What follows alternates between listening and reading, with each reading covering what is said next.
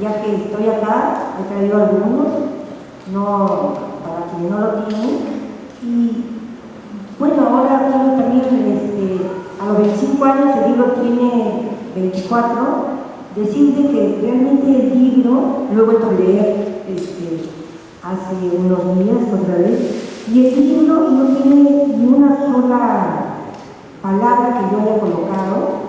Es un libro que lo reconstruí a través de todas las grabaciones que María Elena hizo en la televisión en esos últimos 2 años, en las entrevistas que conseguí. Quizá la más antigua es una entrevista que hace una española, Lola Luna, que visitó Villa El Salvador.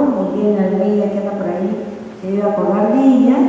Y entonces recogí casi todo lo que ella había declarado, tomando en cuenta que nuestro país, y en especial las mujeres, somos más orales que escritas, ¿no? Entonces, más es sobre la base de lo que estamos contando. Entonces, el libro lo construí sobre los textos, ¿no es cierto?, que les grabé y que fui cosiendo, editando. Entonces los ordené de acuerdo a los temas que ella eran como los temas que iba tratando, ¿no? El tema central del libro tiene que ver con su experiencia en la municipalidad de Villa El Salvador. Ella es elegida teniente alcaldesa en el 89. Y entonces, bueno, es como una primera experiencia. Quizás es el capítulo más logrado, porque a María Elena la invitan en el 91 a un encuentro en Quito, en Ecuador, de autoridades mujeres, y entonces le piden a ella que diga una ponencia. Entonces ella me va a buscar y me dice: tengo que hacer una ponencia.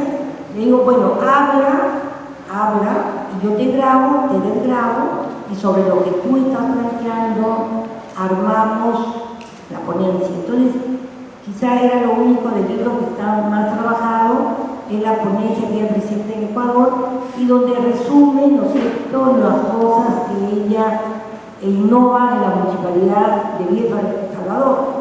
Como ustedes saben, la municipalidad era nueva, ¿no? Acá uno de los que ha estado también desde el nacimiento de la municipalidad de Tony, y entonces eran los primeros años de la gestión municipal. Sin embargo, ella coloca cosas nuevas. Hoy que hablamos de medio ambiente, ¿no es cierto?, estamos después de la COP 2021, sin embargo ella coloca la creación de los comités de defensa del consumidor y empieza a crear estos comités y selecciona como 200 mujeres, no sé si alguno recuerda, las viste de blanco con unos polos, y se le ocurre a María Elena que tienen que salir a los mercados para controlar las balanzas, porque hay mucha queja sobre el peso. Entonces van a controlar el peso de los mercados, pero después les parece que es muy poco controlar los mercados. Y dicen: bueno, también que den cuenta de los casos de violencia familiar y que avisen. En ese momento ella también está muy cerca de la experiencia de promotoras legales, que es una experiencia fundamentalmente Manuela Ramos, y que vayan detectando con las mujeres los casos, y luego que se capaciten. Entonces ella empieza a darle, digamos, a crear un tema nuevo en el caso de la municipalidad. Entonces, lo que con eso quiero señalarle que fue creativa también como autoridad local, y es una autoridad que llega con el aval de la Federación de Mujeres. O sea, hay una asamblea, la asamblea decide que ella debe ir en la lista de Izquierda Unida, y entonces ella no va individualmente a ser candidata, sino va con el aval del conjunto de mujeres, que también es una práctica que me parece que hay que recogerla, ¿no? O sea, no es de que yo, porque soy visible, carismática, entonces yo quiero ser autoridad, sino que ella siempre va tratando de ir con un soporte de lo que ella llamaba sus bases. Entonces eso también quiero tomarlo como una experiencia importante. A mí me parece otro tema fundamental que si uno lee el libro, ¿no es cierto?, y quienes la conocieron, es que María Elena vive todas las experiencias, una experiencia que todas las mujeres han vivido, no importa dónde estén.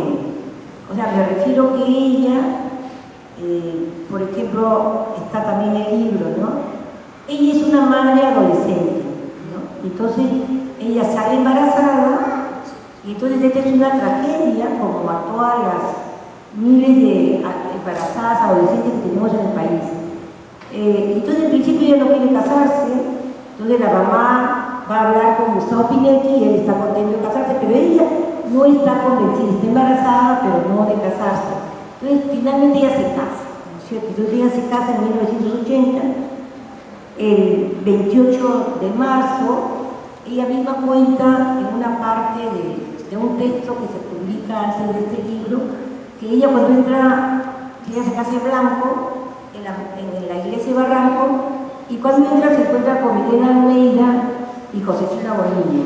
Entonces, como que los dos que la acompañan en la boda, y ella se da cuenta que está como en un mundo dividido, ¿no? Porque Miguel y Josefina le están recordando su vida acá en Villa El Salvador. Y entonces ella misma escribe que después de 8 meses de querer ser una madre perfecta y una esposa ideal, se da cuenta que eso es muy difícil, y lo dice en uno de los textos, de que bueno, tiene que batallar como todas las miles de mujeres han batallado, digamos, con una convivencia machista, ¿no es cierto?, donde finalmente se da cuenta de que se pasan los meses y ella está dedicada a cuidar a Gustavo, su primer hijo, dedicada a cocinar, incluso se tiene que ir a Miraflores, se hace cargo de la guardianía en un edificio, y ella se da cuenta que esa no es la vida que quiere, como también le ha pasado a miles de mujeres.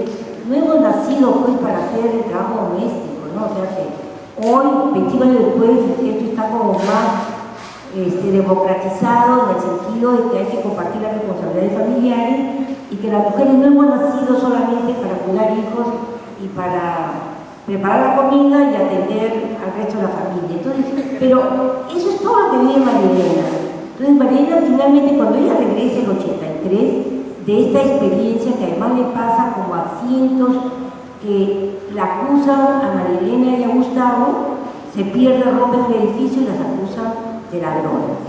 Que son historias que hemos escuchado de miles de trabajadoras del hogar acusadas injustamente de ser ladrona por ser perdido una persona.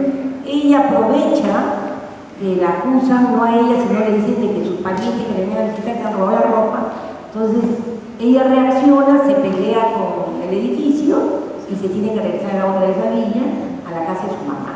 Entonces, y cuando ella regresa en el 83, ella recupera, se da cuenta, o sea, pasa por toda esta etapa que las mujeres no queremos pasar, ¿no es cierto?, donde no es la felicidad que pensamos que es con el matrimonio ideal, y regresa a 1983. Y una de las cosas que a mí me parece bien interesante es ella, cuando ella asiste el 83 al Cine Madrid, que es cuando se está fundando la Federación de Mujeres de Villa El Salvador, ella cuando llega a la puerta, y ella también lo cuenta, Erlinda, que era la dirigente de Patria Roja, porque Patria era quien tenía mayor influencia en ese momento, no la deja entrar, no la quiere dejar entrar al Cine Madrid.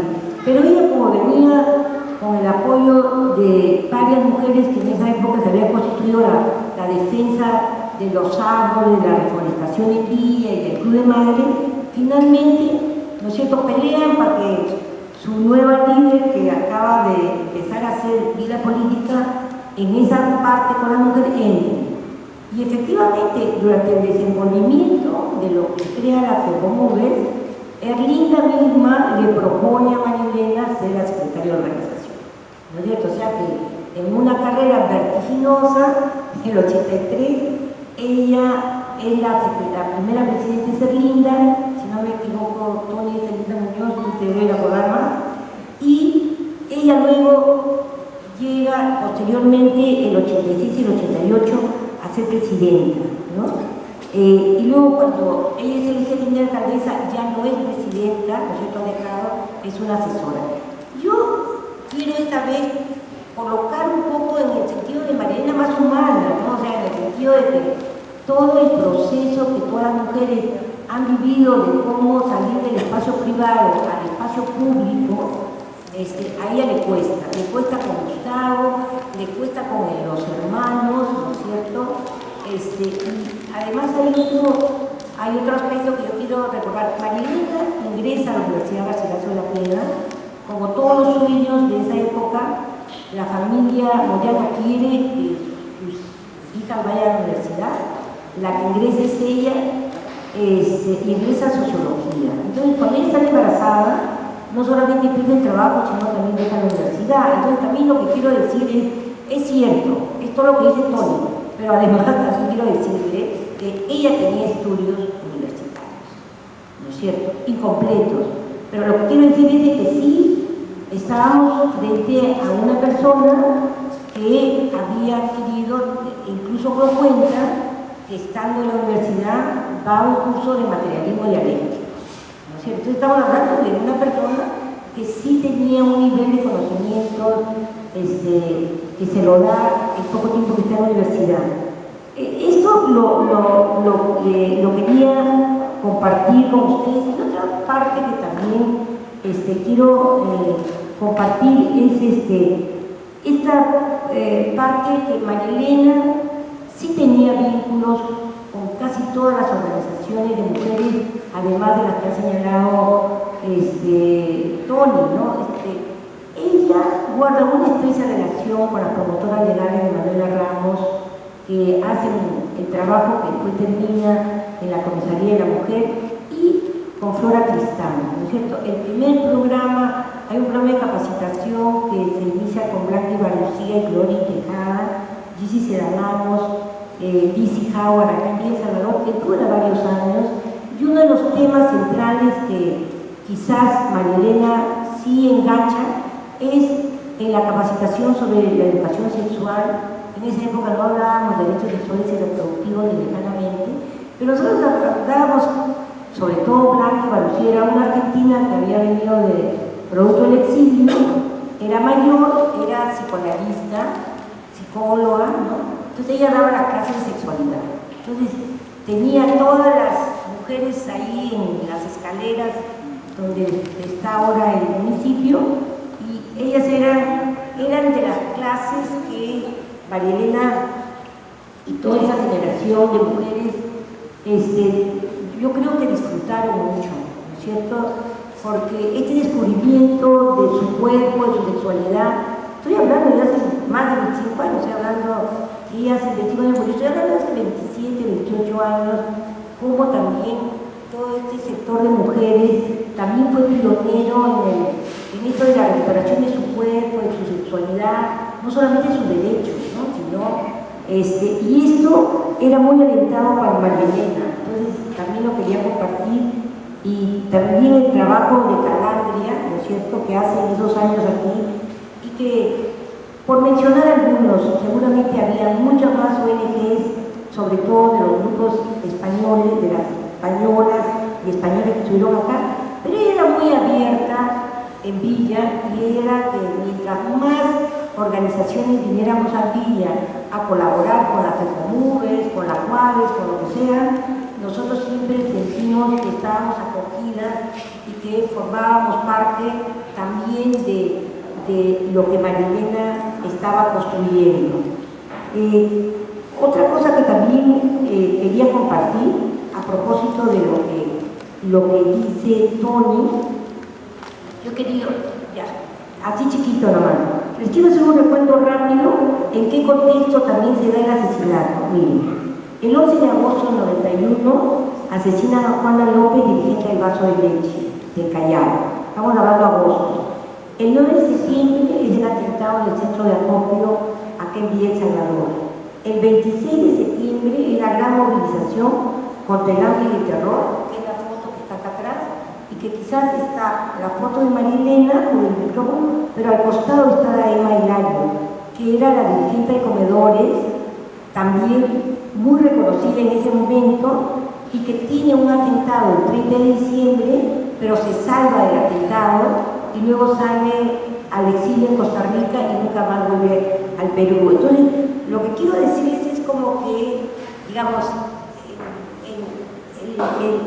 lo que Tony lo dice de una manera así tan sintética, digamos, lo que quiero decir es de que toda la semana, por lo menos en Convergencia, el asesinato en agosto del 91 al 15 de febrero, que matan a María Elena, todas las semanas va pasando algo con estas organizaciones. Y bueno, yo para terminar, sí quiero señalar algo importante, sobre todo para las lecciones de hoy, ¿no? Hoy va a decir que eso era la táctica, ¿no? En la versión española del libro hay una carta que ella escribe a la militancia del PUN. Y entonces ahí queda, para que vean lo lúcida que era ella. Mientras el gran sector de la izquierda pedía el adelanto de elecciones y la caída del gobierno de Alan García, ella lo que propone en ese momento era que teníamos que organizar los grupos de autodefensa y defendernos de Sendero Luminoso. O sea, que lo que quiero decir que también tiene la mayor lucidez en ese momento de la izquierda, tiene ella, porque es como ahora, ¿no? O sea, que pedimos adelanto elecciones y entra Keiko, Fujimori o Kenji, o sea, lo que pregunta es, ¿qué hubiera pensado María Elena?